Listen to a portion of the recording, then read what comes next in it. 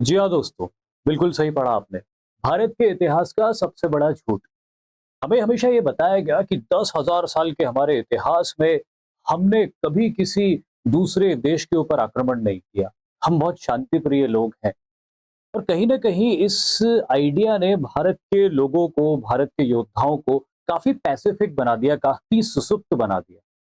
और यही मैं भारत के इतिहास का सबसे बड़ा झूठ मानता हूँ।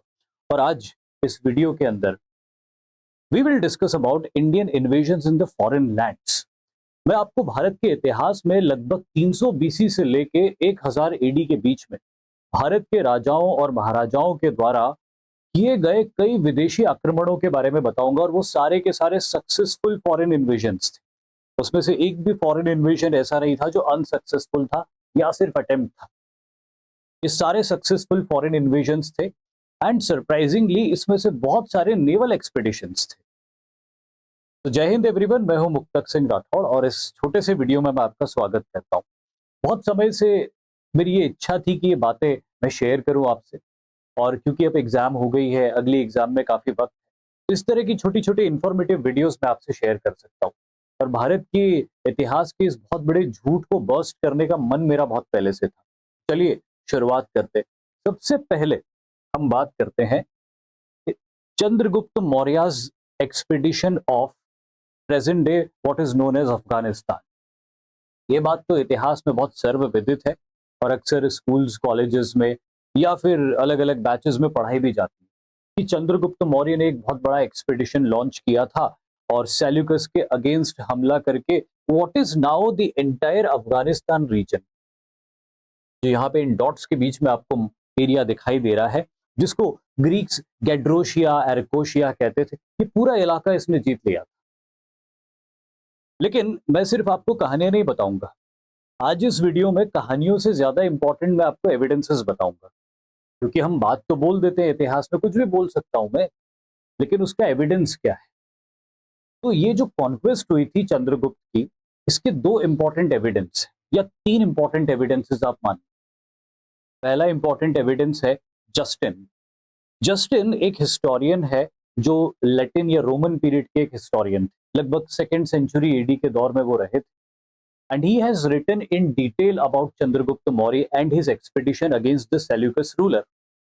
सेल्यूकस किंग के अगेंस्ट उनके एक्सपीडिशन यानी कि चंद्रगुप्त के एक्सपीडिशन के बारे में जस्टिन काफी डिटेल में लिखते हैं। ऐसे ही एक और स्कॉलर है एपियन, वो भी चंद्रगुप्त मौर्य की इस मिलिट्री कॉन्क्वेस्ट के बारे में बहुत डिटेल में लिखते हैं और उस ट्रीटी के बारे में भी बहुत डिटेल में लिखते हैं, जिस ट्रीटी के तहत ये टेरिटरी सेल्यूकस को चंद्रगुप्त को दहेज में देनी पड़ गई थी और अपनी एक बेटी का विवाह चंद्रगुप्त से उसे करना पड़ा था।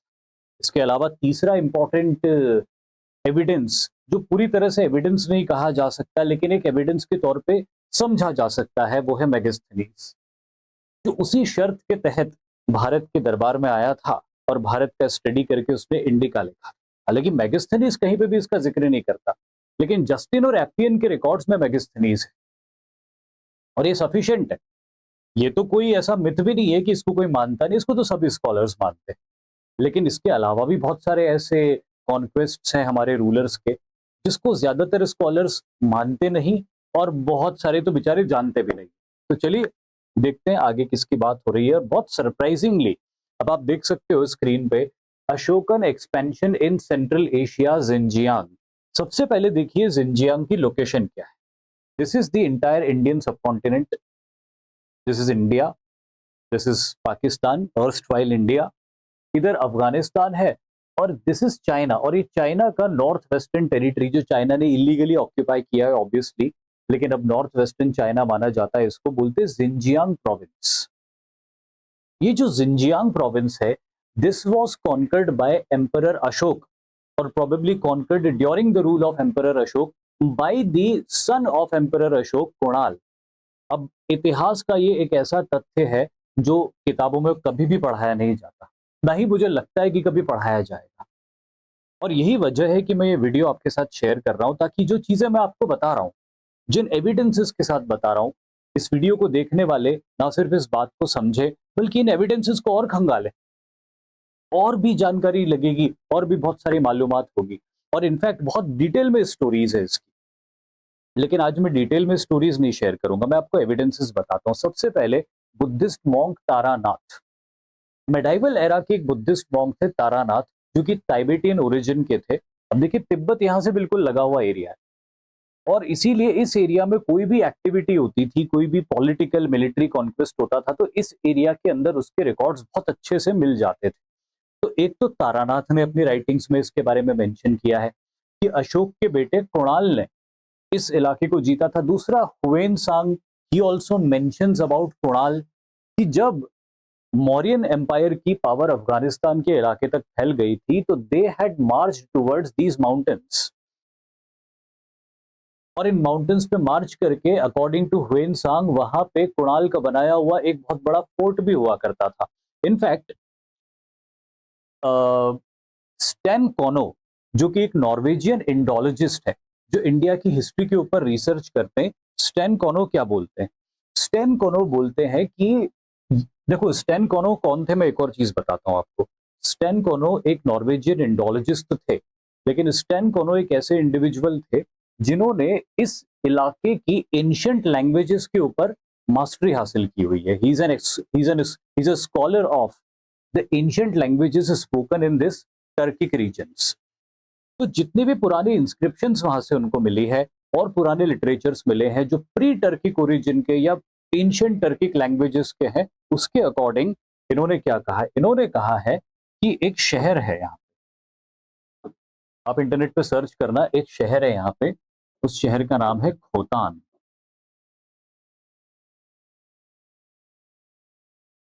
और ये खोतान एक बहुत इंपॉर्टेंट शहर है, सिंजियांग प्रोविंस का एक बहुत इंपॉर्टेंट शहर है। और ये शहर का वो ओरिजिन बोलते कि जो आज जिसको आप खोतान बोलते हो, पुराने जमाने में उसको कोस्तान या कुस्तान कहा जाता था। और स्टैन कॉनो का ये कहना है कि ये जगह कुस्तान इसलिए कही जाती थी क्योंकि यहाँ पे कुणाल नाम का एक रूलर था जिसने कॉन्क्वेस्ट किया था। This is not my theory, ये जो नॉमेनक्लेचर है ये मैंने ड्रॉ नहीं किया है, ये इंडोलॉजिस्ट स्टैन कॉनो ने ड्रॉ किया है, आप चाहें तो रिसर्च कर सकते हैं। देन यू हैव टाइबेटियन लिटरेचर, जो सबसे बड़ा सोर्स है इसके इंफॉर्मेशन का।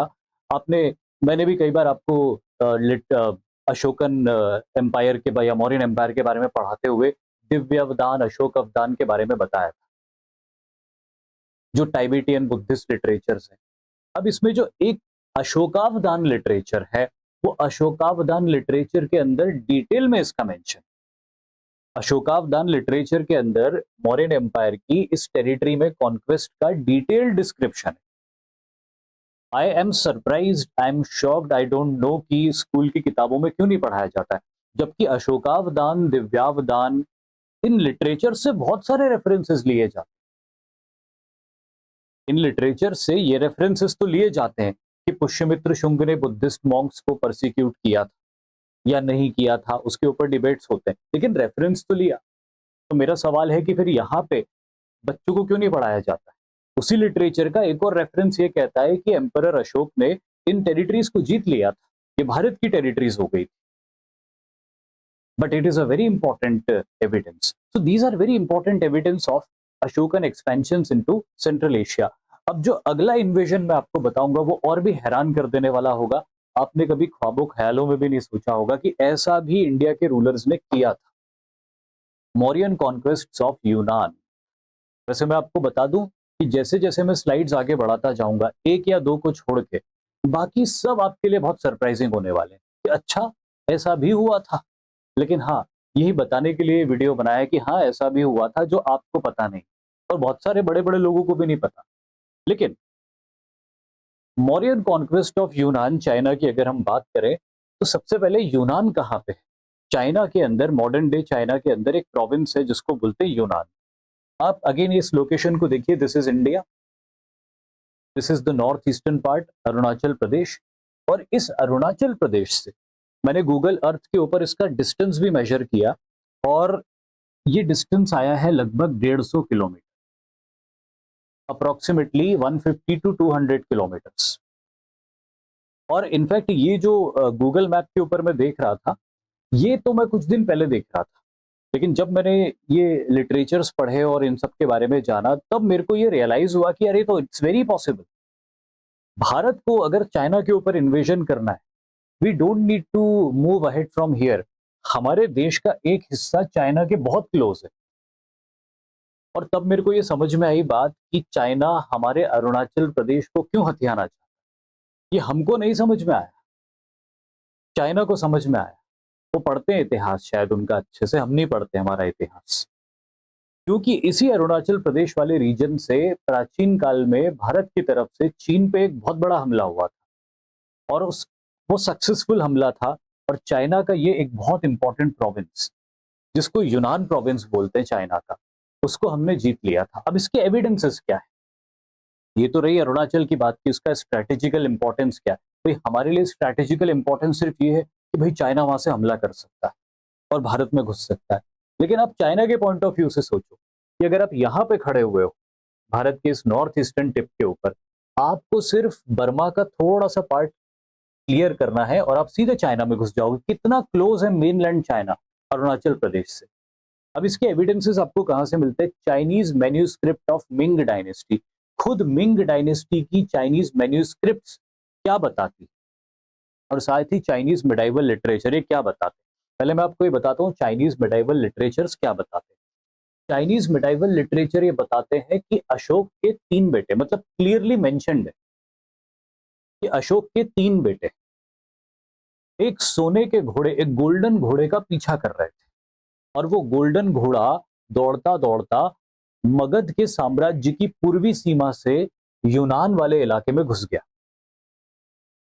और यहां पे उन तीनों में से एक बेटे ने घोड़े को पकड़ लिया, और घोड़े को पकड़ के यहाँ पे एक नगर बसाया, अपना किला बनाया। बाद में उसके 2 बेटे और आ गए, और इन सारे बेटों ने मिलकर यहाँ पे अपने कई रिलेटिव्स को बसाना शुरू कर दिया। यानी कि मौर्यन एम्पायर के प्रोबेबली कमांडर्स और मिनिस्टर्स को बसाना शुरू कर दिया। और इन लोगों ने लोकल लोगों के साथ में या लोकल स्त्रियों के साथ में मैरिटल रिलेशन स्टैब्लिश किए, और उन मैरिटल रिलेशन से जो पॉपुलेशन निकल के आई, वो पॉपुलेशन अपने आप को बाई कहती थी, BAI, बाई पीपल। और यही बाई पीपल यूनान प्रोविंस के आज मूल निवासी। अगर आप यूनान प्रोविंस के नेटिव इनहैबिटेंट्स को देखोगे तो they are called as Bai people, या पाई भी बोलते हैं उनको चाइनीज लैंग्वेज में। They are very distinct, not very distinct from Chinese, but they used to be very distinct before 1949। जब 1949 में चाइना पे कम्युनिस्ट गवर्नमेंट आई और उन्होंने पूरा एक यूनिफाइड चाइना बनाया, तो जो कल्चरल डिफरेंसेस थे, रीजनल डिफरेंसेस थे, एथनिक डिफरेंसेस थे, उनको काफी कुछ खत्म कर दिया। लेकिन 1949 के पहले ये यूनान प्रोविंस के रहने वाले लोग rest of the Hahn Chinese से बहुत अलग हुआ करते थे, और उनके अंदर ये बिलीव भी थी कि they are originated from the Indians.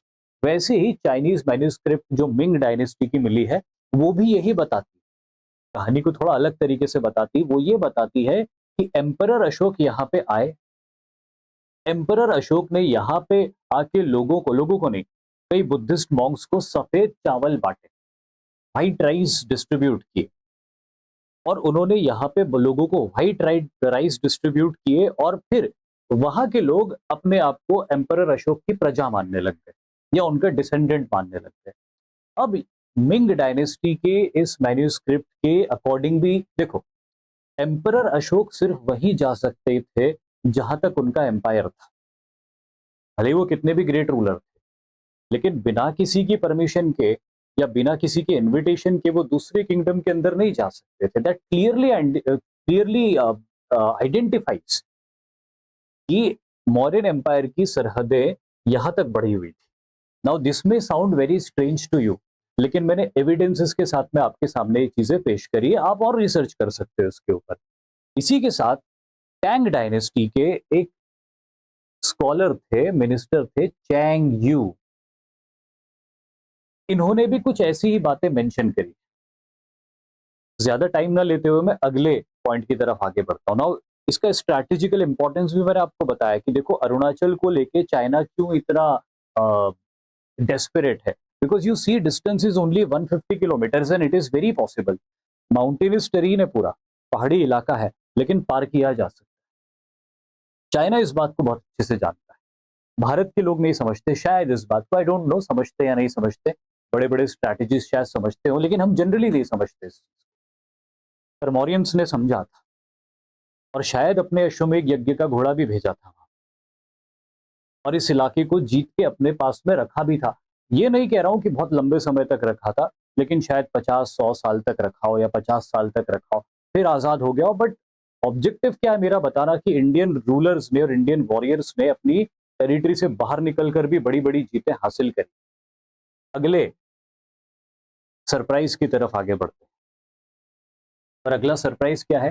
चंद्रगुप्ताज expedition of central Asia. खैर ये इतना बड़ा सरप्राइज नहीं है, क्योंकि अपने ज्यादातर लेक्चर्स में मैं इसके बारे में डिस्क्राइब करता ही कि चंद्रगुप्त विक्रमादित्य जो समुद्रगुप्त के बेटे थे, उनको हमेशा इस बात का थ्रेट था कि बहुत सारे ऐसे फॉरेन नेबर्स हैं जो बहुत मिस्चीवियस हैं, नोटोरियस हैं, और फ्रंटियर्स के इलाकों में हमले करके लूटपाट करते रहते हैं। तो उनको न्यूट्रलाइज करने के लिए, उनको कंट्रोल या चेक करने के लिए बहुत सारी फॉरेन टेरिटरीज में उन्होंने अटैक किए थे और काफी दूर तक के इलाके जीते थे। इसके एविडेंसेस मैं बता देता हूँ, दो इंपॉर्टेंट एविडेंस हैं इसके। मेहरौली आयरन पिलर इंस्क्रिप्शन जो दिल्ली से मिलता है कुतुब मीनार कॉम्प्लेक्स में, जो वहिल्क नाम की ट्राइब के ऊपर इनके कॉन्क्वेस्ट के बारे में बताता है। और दूसरा है रघुवंशम ऑफ कालिदास, जो इन डिटेल बताता है कि क्या हुआ था। अब किसी और वीडियो में, आज की वीडियो में डिटेलिंग बिल्कुल भी नहीं, मैंने आज का वीडियो सिर्फ बनाया एक बहुत ही अलग हटके टॉपिक पे। अब जो भी आपका रिस्पॉन्स आएगा कमेंट्स में आप लिख देना कि इस तरह की कहानी आप सुनना चाहते हो क्या, क्योंकि ये तो मैं सिर्फ सरफेस लेवल पे बता रहा हूँ, लेकिन फिर ये एक्सपीडिशंस कैसे हुए थे, एग्जैक्टली क्या हुआ था इसके अंदर, वो भी मैं बताऊंगा, लेकिन वो तब जब किसी की डिमांड होगी, वरना फिर इस तरह के वीडियोस आगे शायद मैं शेयर ना करूं। लेकिन रघुवंशम में डिटेलिंग दी हुई कि किस तरह से इन्वेजन हुआ था, किस किस कदम पे क्या हुआ था, क्या क्या चैलेंजेस का सामना करना पड़ा था, कैसे उसको ओवरकम किया। अब अगले सरप्राइज की तरफ आगे बढ़ते हैं, और अगला वाकई में सरप्राइज है, वो है Chalukyan naval strikes in the Persian gulf. Generally हम हमेशा ये मानते हैं कि हमारी नेवी इतनी स्ट्रांग नहीं रही। हाँ, for a very long period of time और for a very long stretch of time हम नेवल पावर को स्ट्रांग नहीं रख सके, but there were phases in the time where we had very strong naval power उस समय।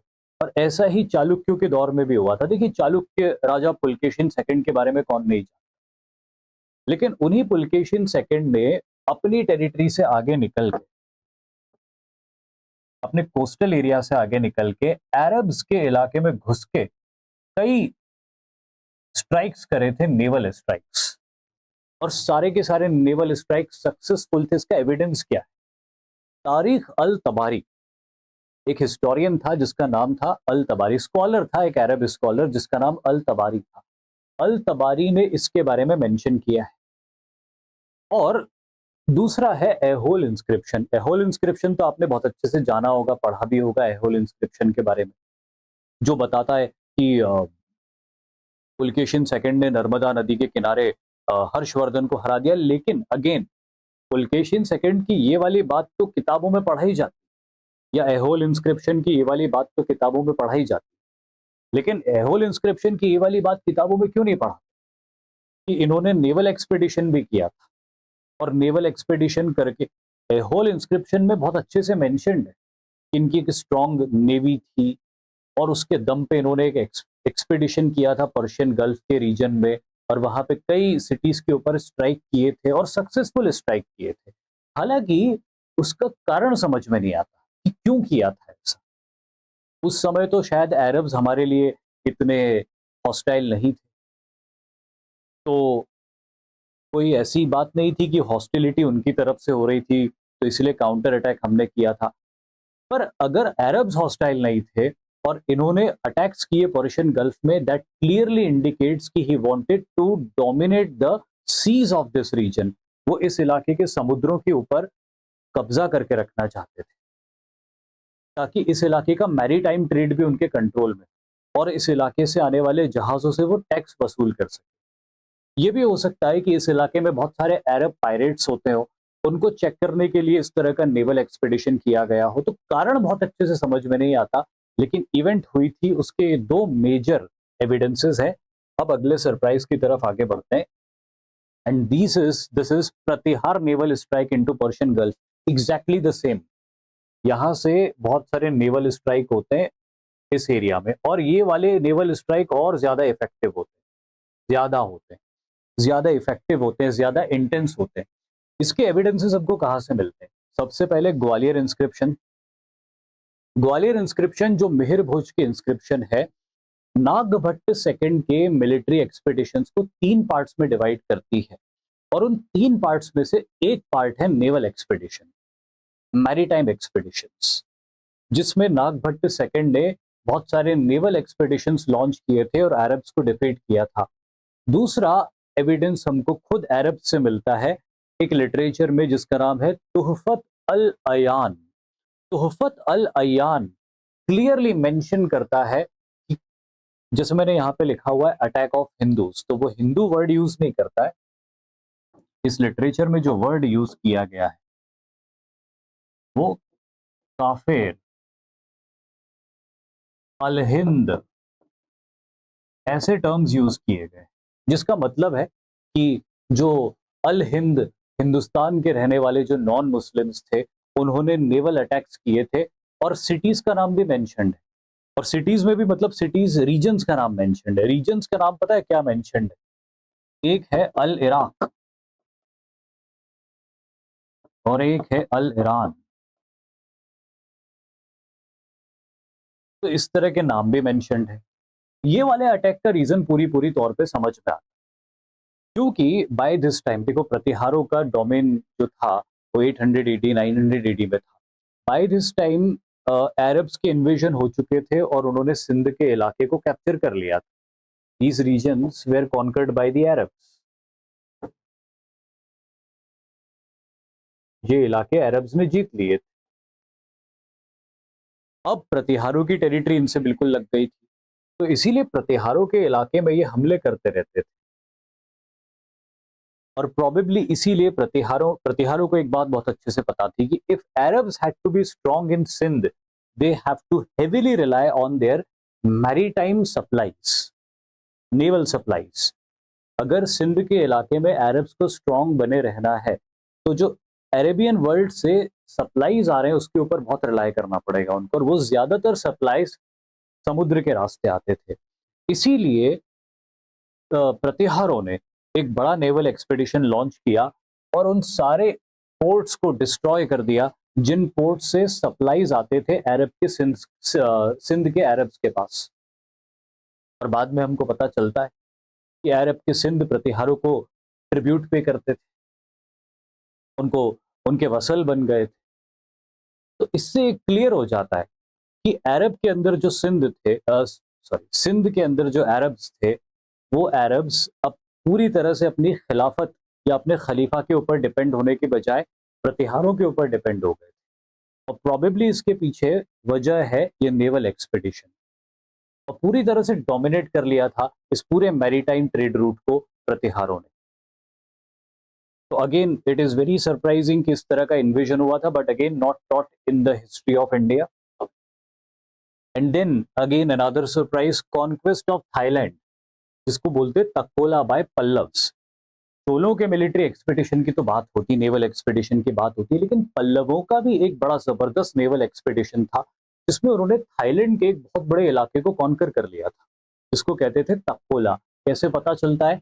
तो इसकी इंस्क्रिप्शन हमको खुद वहीं से मिलती है, तमिल इंस्क्रिप्शन ऑफ तकुआपा।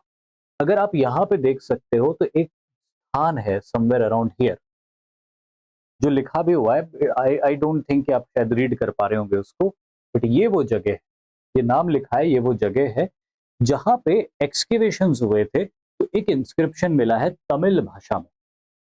उस तमिल भाषा के इंस्क्रिप्शन में क्लियरली लिखा हुआ है about the Pallava conquerors of this region, ये इलाका पल्लवों के द्वारा विजित है। अब पल्लवों की टेरिटरी तो हम जानते कि भाई तमिलनाडु के इलाके में थी, तो पल्लवों का इंस्क्रिप्शन अगर यहां मिल रहा है और उस पर क्लियरली लिखा हुआ है कि कॉन्करर्स ऑफ तकोला, यानी कि आज के थाईलैंड के विजेता पल्लव सम्राट, तो ये अपने आप में एक बहुत बड़ा एविडेंस है कि पल्लवों ने यहां तक कॉन्क्वेस्ट कर दिया था। अब वहां के रूलर्स ऐसा तो करने नहीं वाले थे, कि पल्लवों का नाम लिख के इंस्क्रिप्शन बना के गाड़ दें। ऑब्वियसली पल्लव वहां गए थे, जीता था उस इलाके को और उसी के बाद इंस्क्रिप्शन बनाई थी। और पल्लवों के लिटरेचर में भी ये बात पता चलती कि उन्होंने नेवल एक्सपीडिशन किए थे। जिस रूलर ने नेवल एक्सपीडिशंस किए थे उसका जो नाम मेंशन्ड है पल्लव लिटरेचर्स में वो है नंदी वर्मन।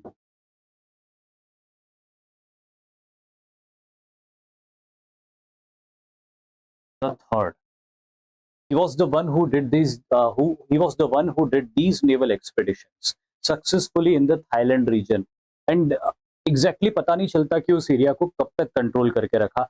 लेकिन ये भी एक बड़ा जबरदस्त एग्जाम्पल है फॉरेन एक्सपीडिशंस का और पर्टिकुलरली नेवल एक्सपीडिशन का। पैरेलली सिमिलरली ये जो पिछला वाला मैंने आपको बताया था, ये वाले जो एक्सपीडिशंस थे, जो प्रतिहारों के एक्सपीडिशंस थे, ये नागभट्ट के थे।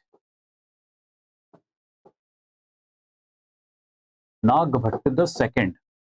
और साथ में नागभट्ट के बेटे रामभद्र ने भी एक्सपीडिशंस लीड किए थे। इनफैक्ट नागभट्ट के बेटे रामभद्र ने एक्सपीडिशंस को ज्यादा लीड किया था। He was the one who was leading from the front.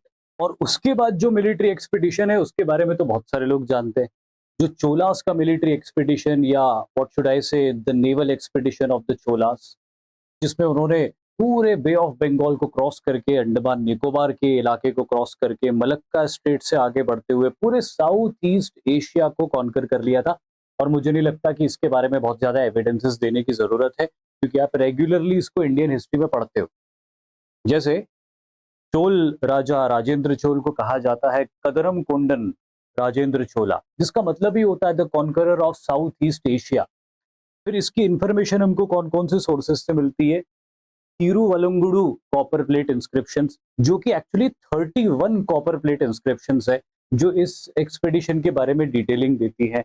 Then we have Tirumalai rock inscription, we have Thanjavur inscription, जो कि राजेंद्र चोल के सेकंड एक्सपेडिशन के बारे में बताती है। राजेंद्र चोल का एक्सपेडिशन भी कोई एक फेज में नहीं हुआ था, बल्कि 2 फेज में हुआ था। तो सेकंड फेज जो हुआ था उसके बारे में थंजावुर इंस्क्रिप्शन बताती। तो there are lot of evidences, और ये तो फिर इंडिया कितने एविडेंसेस है कि इंडिया की हिस्ट्री में इसको इंक्लूड किया ही गया है और पढ़ाया भी जाता है।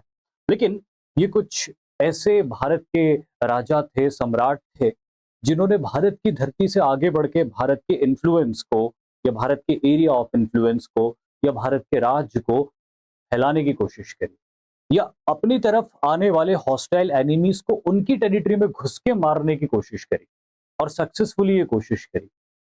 आज जहां एक तरफ हम देखते हैं कि भारत को सेंट्रल एशिया से, वेस्ट एशिया से खतरा है, वेस्ट एशिया से तो उतना नहीं है लेकिन सेंट्रल एशिया से खतरा है। दूसरी तरफ हम बोलते हैं कि चाइना से हमको बड़ा खतरा है। कोई जमाना हुआ करता था जब इन लोगों को हमसे खतरा हुआ करता था। बस इसी बात का रियलाइजेशन करवाने के लिए मैंने ये वीडियो बनाया था कि हमारे एंसेस्टर्स ने क्या ख्याति बनाई थी कि चाइना के लोग, सेंट्रल एशिया के लोग, वेस्ट एशिया के लोग हमसे डरते थे। और आज हमने अपने आप को किस हालत में डाल दिया है कि हम ये कहते हैं कि हमें अफगानिस्तान से खतरा है, सेंट्रल एशिया से खतरा है, चाइना से खतरा है। तो जरूरत है अपने उन एंसेस्टर्स के बारे में पढ़ने की, उन एंसेस्टर्स के उस जमाने में किए गए मिलिट्री एक्सपीडिशंस के बारे में पढ़ने की, उनसे सीख सबक लेने की, और भारत को एक शक्तिशाली देश बनाने की, इसके ऊपर कोई आंख उठा के देख नहीं सके। और ये वीडियो मैं क्यों आपके साथ शेयर कर रहा हूं? क्योंकि आप ही वो इंडिविजुअल्स हो जो आगे चल के भारत के मिलिट्री लीडर्स बनोगे।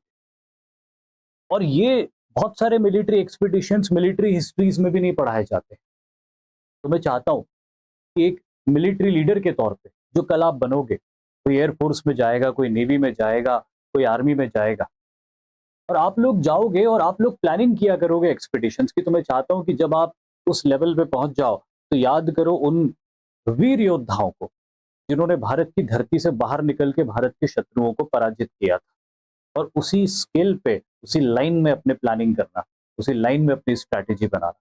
Thank you very much. इसी के साथ ये वीडियो पूरा होता है। कुछ छोटी मोटी इंफॉर्मेशन और है, जैसे कि टीचर्स डे का ये ऑफर है 50 सारी बैचेस के ऊपर 50% फ्लैट ऑफ का, जो कि 7 सितंबर को यानी कि आज पूरा हो जाएगा, यानी कि खत्म हो जाएगा। तो इस ऑफर को आप अवेल कर सकते हो। जैसे कि आप जो भी बैचेस लेना चाहते हो उन बैचेस की इंफॉर्मेशन भी है, चाहे वो विजय बैच हो एनडीए की जिसके ऊपर फ्लैट 50% ऑफ आपको मिलने वाला है, या फिर ये लक्ष्य बैच हो जिसके के ऊपर सेम ऑफर लागू होता है। एंड आप हमारे साथ ज्वाइन कर सकते हो, इन कोड्स को स्कैन करके हमारे ग्रुप्स के साथ में जुड़ सकते हो टेलीग्राम पे और इंस्टाग्राम पे। Thank you very much. जय हिंद।